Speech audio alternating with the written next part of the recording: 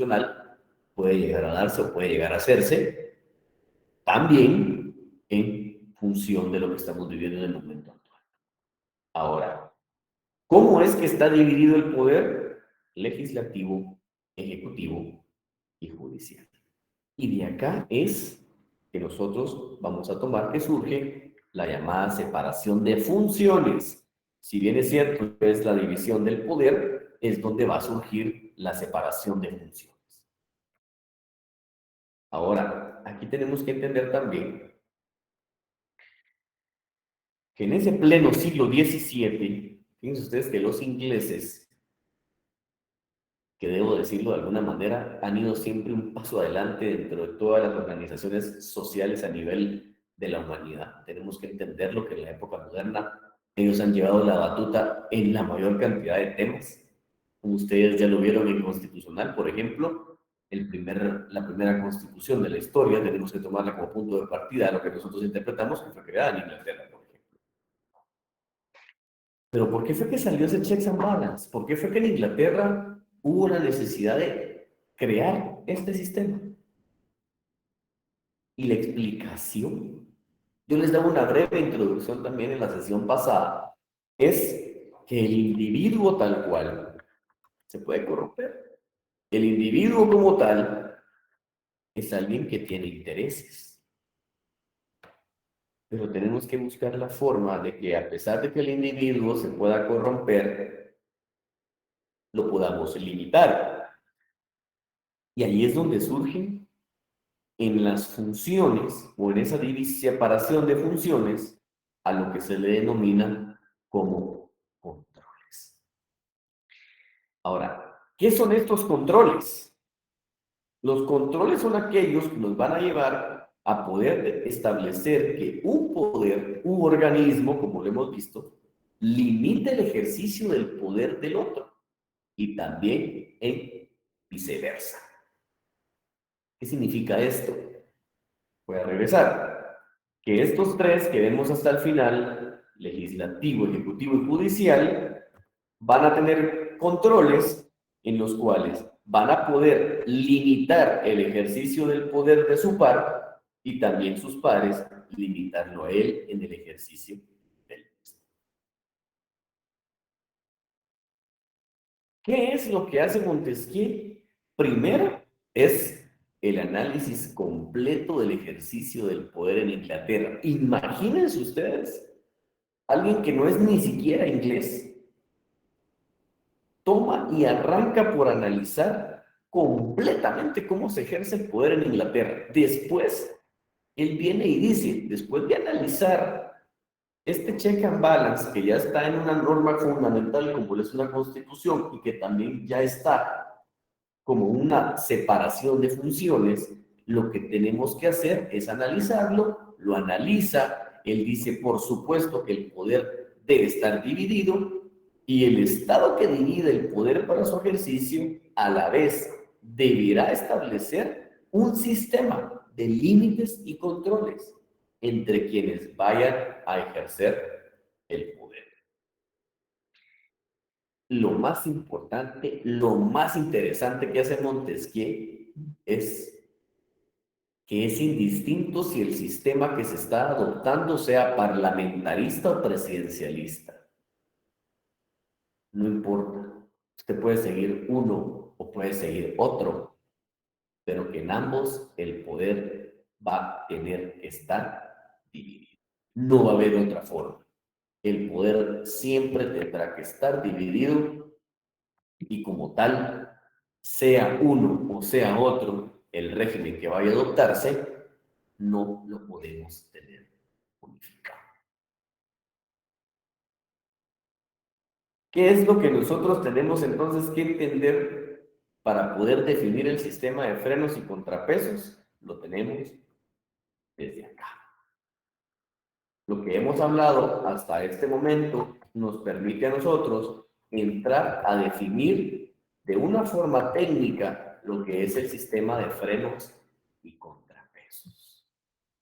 Y como ustedes recordarán, el primer punto de la definición lo tomamos acá. en la primera de las viñetas, ¿sí? Que sus orígenes lo tiene en la monarquía constitucional y que a la vez que dentro de un Estado constitucional de derecho se encuentra en la Constitución. Entonces, el primer objeto de la definición será que el sistema de frenos y contrapesos es el instrumento utilizado por el Estado constitucional de derecho.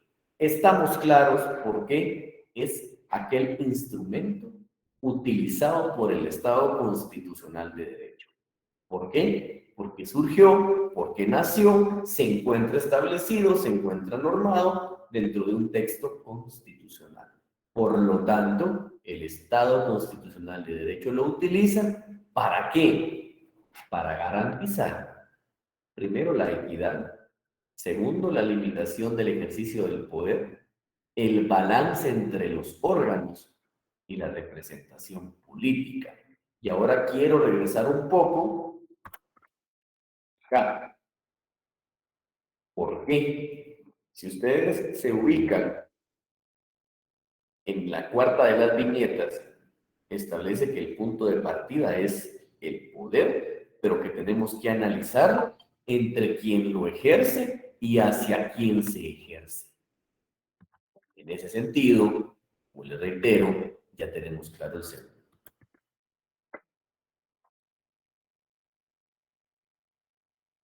¿Por medio de qué es que nosotros vamos a llevar esa garantía que estamos buscando?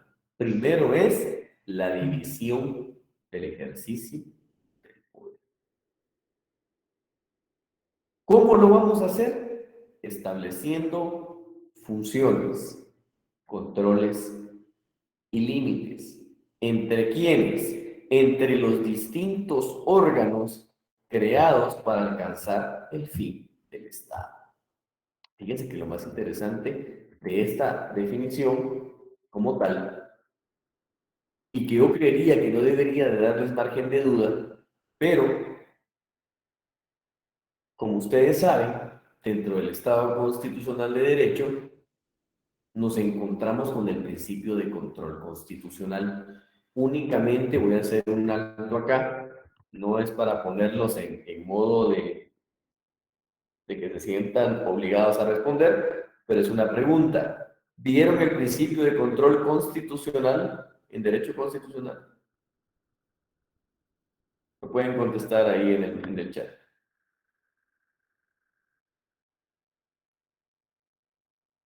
¿O no han visto nada de eso?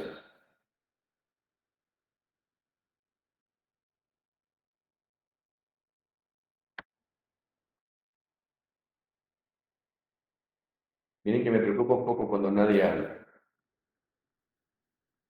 Pueden buscar en sus copias de clases si lo vieron o no lo han visto. Ok, gracias, Rodrigo. Pues yo sé que no tengo que partir de cero. Perfecto. Bueno, ese principio de control constitucional, como ustedes ya lo vieron,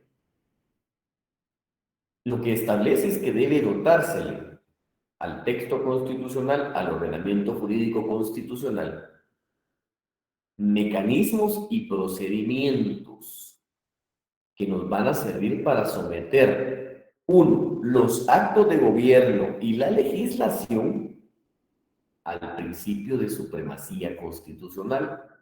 Vamos a tener que establecer cómo los actos del gobierno como tal, los normales que ejecuta, los normales en los que juzga y los normales en los cuales crea normas, van a estar sometidos a la supremacía de la Constitución. Y para el efecto va a crear controles de dos tipos, interórganos e intraórganos. Aquí les vuelvo a preguntar, y como les digo, únicamente esto no es para que se sientan obligados a dar una respuesta elaborada o una respuesta muy elaborada. ¿Vieron los controles inter e intraórganos? Solo tienen que contestar sí o no.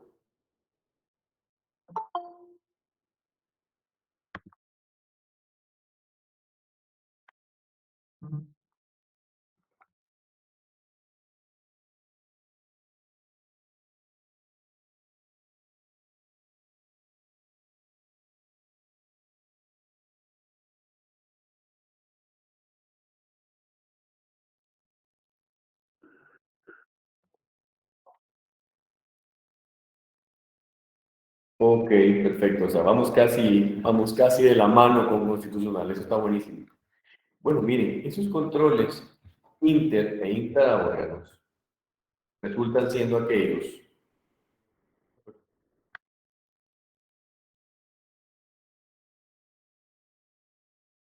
resultan siendo aquellos mecanismos y procedimientos que nos van a permitir someter los actos de gobierno y la legislación a la supremacía de la Constitución.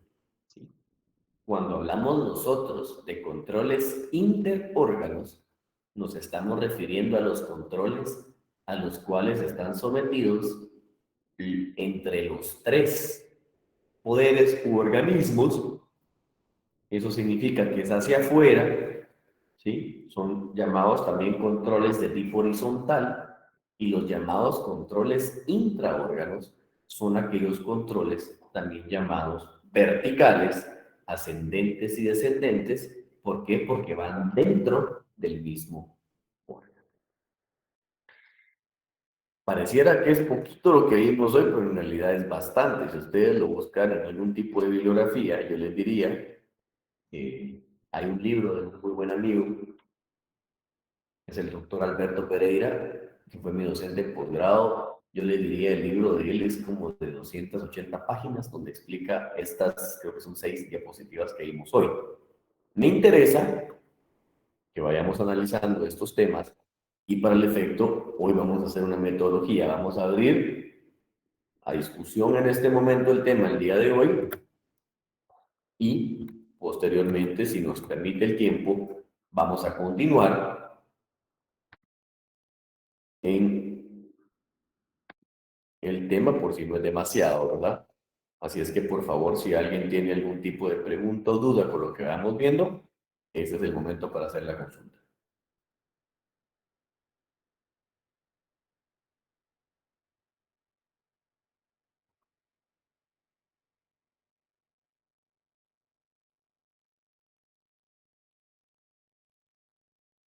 O no tienen ninguna pregunta, estamos súper claros con esto. Muy bien, vamos ahí ahora. Licenciado. Vamos primero con Alan, luego vamos con Emerson. Muy buena tarde, licenciado. Mire, en el tema ese de frenos y contrapesos, yo me recuerdo que la Corte de Constitucionalidad les había enviado una nota, podríamos decir, al Congreso para que legislaran y pudieran elegir cortes. Entonces ellos respondieron que eso ya era como una subordinación del Estado. ¿Usted considera que hubo subordinación o no? Bueno, mire, aquí tenemos que diferenciar dos cosas.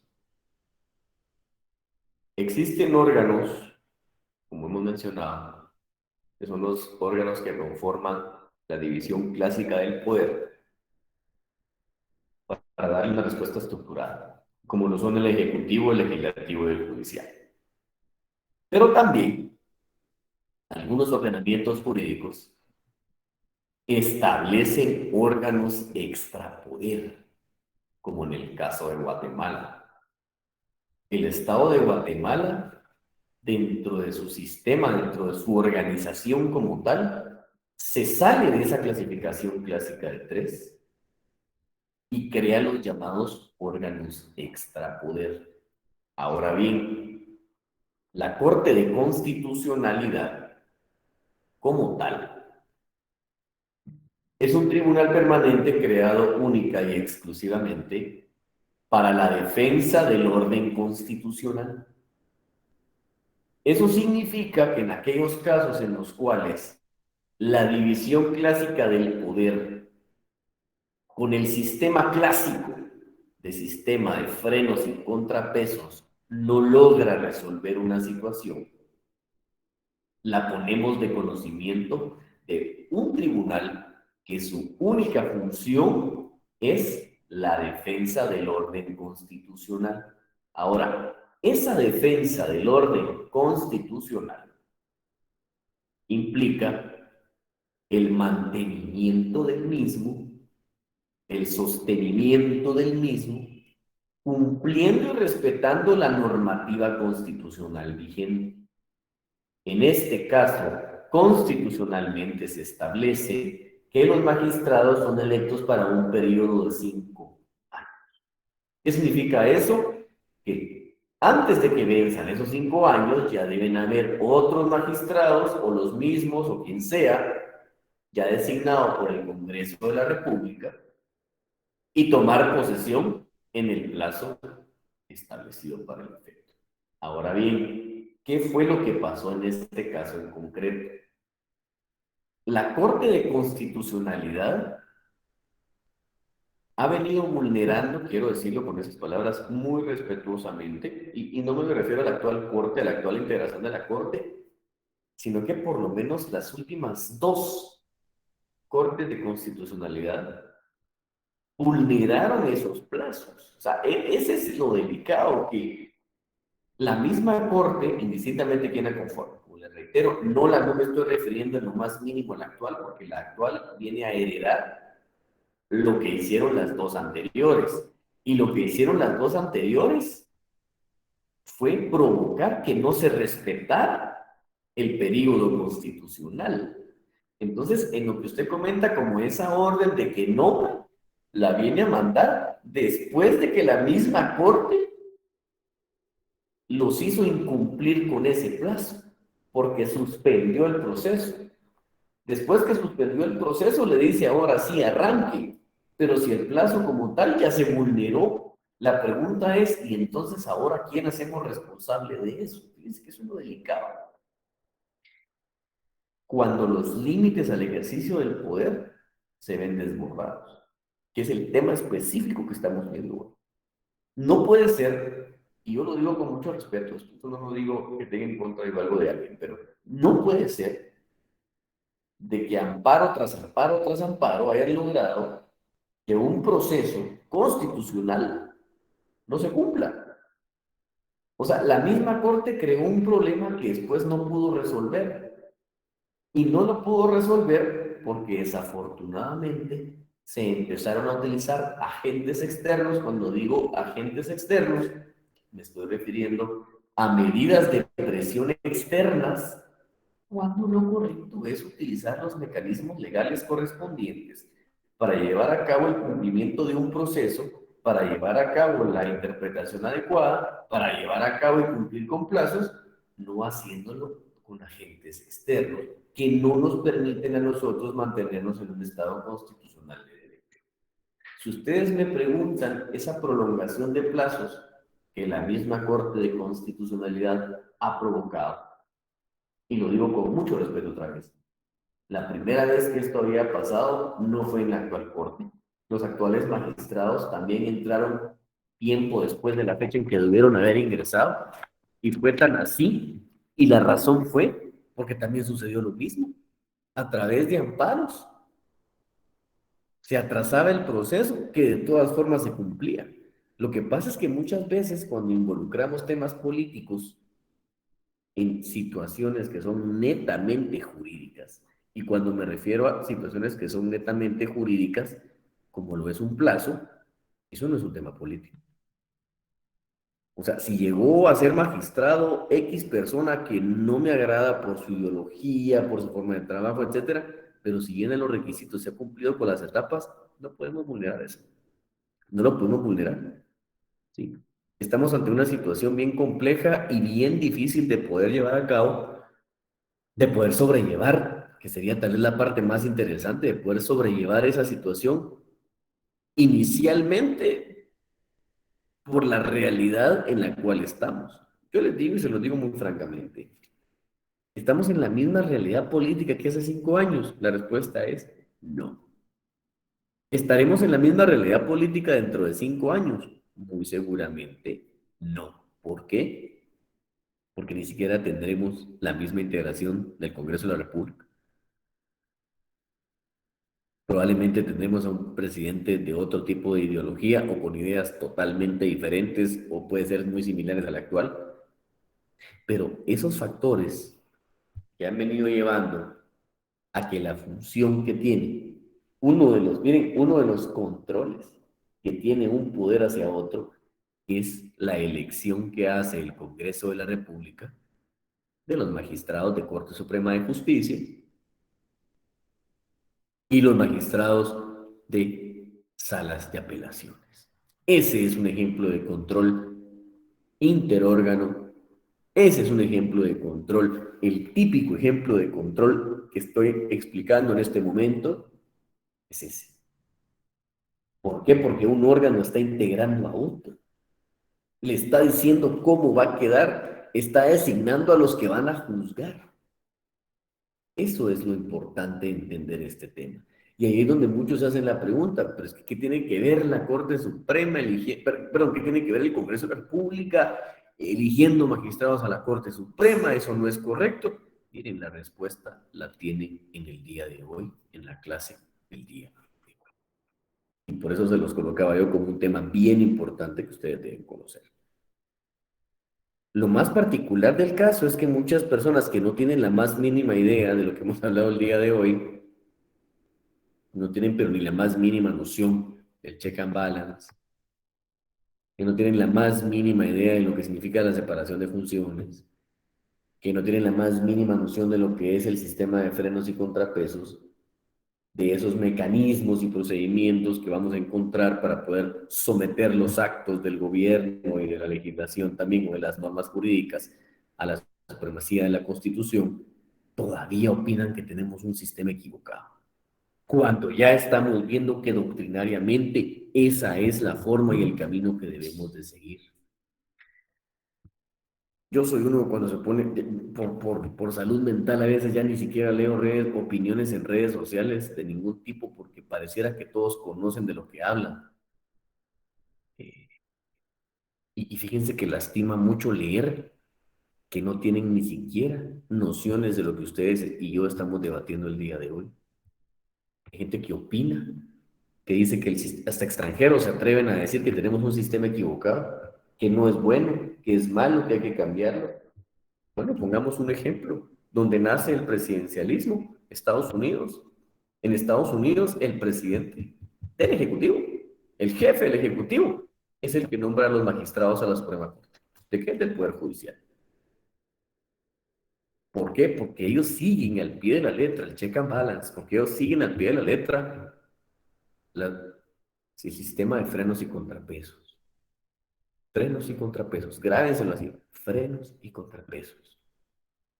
Es difícil encontrar el sistema perfecto, por supuesto, eso no lo vamos a encontrar tan fácil, eso sería, tendríamos que ser eruditos en los temas, pero tenemos un sistema el cual es utilizado a nivel mundial para todos aquellos estados que se consideren una república, que se consideren una democracia y que sean llamados estados constitucionales de derecho.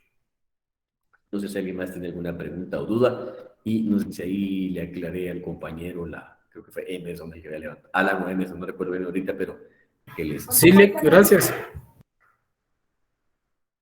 Bueno, mire, Alan, lo que pasa es que Estados Unidos no es el único. Yo le podría citar 5 ejemplos más. Lo que pasa es que Estados Unidos es el más satanizado. A nivel latinoamericano ha sido el más satanizado por todos, que por supuesto no es correcta esa intromisión. Pero si ustedes se ponen a pensar, aquí hasta tuvo que hacer pues aquí hubo hasta un problema enorme con el embajador de Suecia en Guatemala. Cuando ustedes lleguen al 9º semestre, cuando vean Derecho Internacional Público, y se pongan a analizar todas las normas que violentó el embajador, el ex embajador de Magnus, no sé cómo se llamaba el anterior embajador de Suecia en Guatemala, se van a dar cuenta de por qué es delicado esas intromisiones. Y ojo, yo no tengo nada a favor de Estados Unidos ni en contra de Suecia, al contrario. Lo que sí me parece es que ningún Estado tiene derecho a entrometerse en lo que hace otro. Ninguno. ¿Sí? Ninguno. Porque entonces ahí sí, ya prácticamente nos estamos saliendo del sistema de frenos y contrapesos a nivel local y lo estamos trasladando al plano internacional. Y nos vamos a tener que someter a lo que las normas o lo que los que estén en el extranjero nos dicten qué hacer, indistintamente si son de izquierda, de derecha, etcétera. O sea, ahí ya estamos pasando a otro campo. Cuando ustedes lleguen al 9º y 10º semestre, Se van a dar cuenta de lo que estamos hablando. Cuando ustedes lleguen al 10º semestre, en el noveno van a ver los principios que rigen a los estados y en el 10º van a ver la Convención de Viena, es el manual diplomático. Se van a dar cuenta ustedes de todas las normas que violentan los embajadores en Guatemala, no solo Estados Unidos, todos los que tienen algún grado de poder internacional dentro de nuestra separación de funciones y en nuestro check and balance que tenemos y en nuestro sistema de frenos y contrapesos. Bueno, no sé si alguien más tiene alguna otra duda o pregunta. Miren que este tema se fue bastante rápido, lo sacamos prácticamente en 40 minutos y todavía hay gente conectándose, pero bueno, me gustaría saber si tienen alguna duda o pregunta. Miren que llegamos rápido al segmento de preguntas y respuestas del día de hoy. Sí, Emerson, lo escucho. Digamos, en el caso de los órganos extrapoder, como la Corte de Constitucionalidad, este órgano sí contribuye, digamos, al sistema de frenos y contrapesos. Claro. O sea, Pero sí contribuye, o sea, mire, pues viene a contribuir, pero no limitando o frenando al otro. O sea, no. Lo que viene a hacer es estableciendo si en esa separación, lo que viene a hacer es establecer si en la función legislativa, quitémonos de la mente el ejecutivo, metámonos en la legislativa. Yo, como poder legislativo o el Congreso de la República, mi función es crear normas ordinarias. Ahora, esas normas ordinarias tienen que seguir un procedimiento que establece la Constitución, que ustedes ya lo vieron en la introducción al derecho. Iniciativa de ley, presentación, discusión, aprobación, sanción, promulgación, publicación y entrada en vigencia. Eso está en la Constitución. Ese es el proceso de la ley en Guatemala. Ahora, ¿qué pasaría si, por ejemplo, se vulnera ese orden? ¿Qué pasaría si el Congreso de la República no cumple con ese orden? Entonces ahí entra la Corte de Constitucionalidad a analizar ese procedimiento legislativo y si, por ejemplo, quien haya llevado a cabo ese procedimiento legislativo no lo cumple, pues entonces ya sabemos que se ha vulnerado de alguna manera, ese proceso constitucional de creación de normas. Por lo tanto, este órgano que es para defender el orden constitucional puede expulsar del ordenamiento jurídico esa norma por un problema de procedimiento.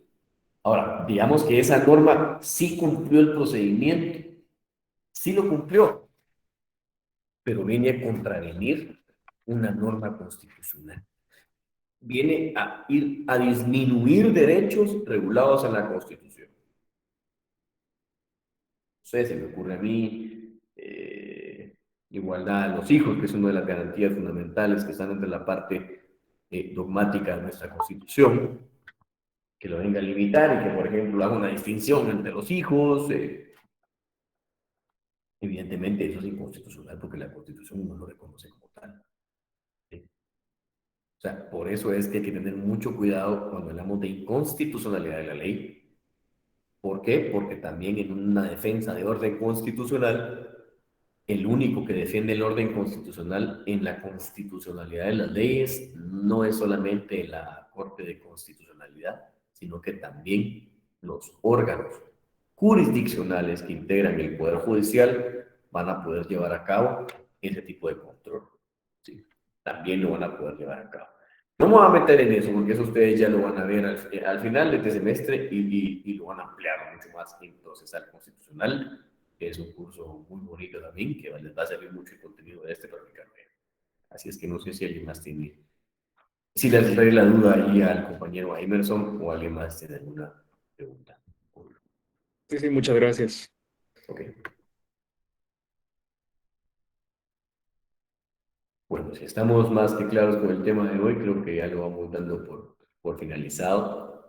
Terminamos rápido, bastante rápido, pensé que se va a tardar un poquito más, pero bueno, pues bueno. Nos vemos el día. Licenciado, antes que se termine con una consulta, porque Soledad, ¿usted sabe cuándo inician los exámenes del tercer semestre?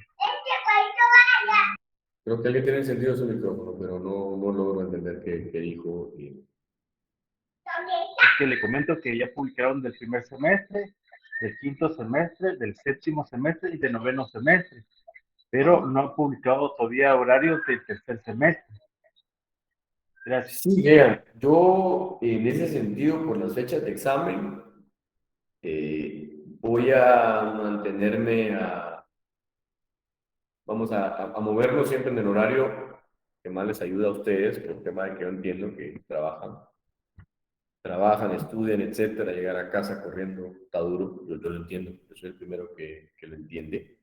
Y lo vamos a programar para las 7:30, pero yo creo que es un muy buen horario para que ustedes puedan hacerlo. Nos dimos cuenta en el examen, en el primer examen, de que a esa hora como que no sé mejor con el tema de conexión, el tema de la plataforma, etcétera, nos fue bastante bien.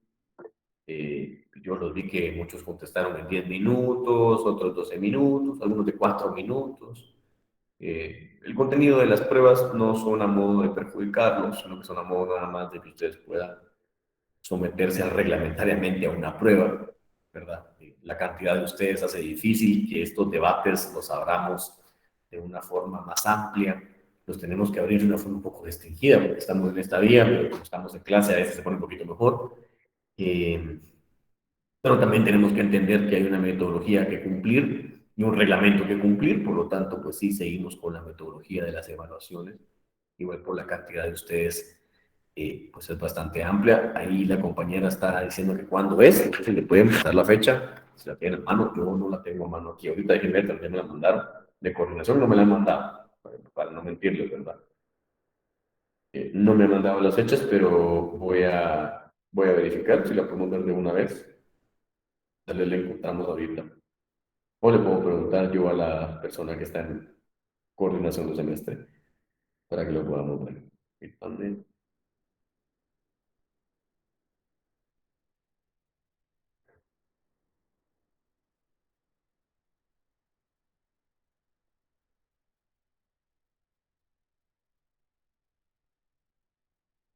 No, todavía no me lo han pasado, pero ahorita voy a consultar. Sí, vamos a ver ahí, alguien está colocando ahí, creo yo. Creo que empieza el 18 de abril, vamos a ver. No te estoy preguntando, ¿ya?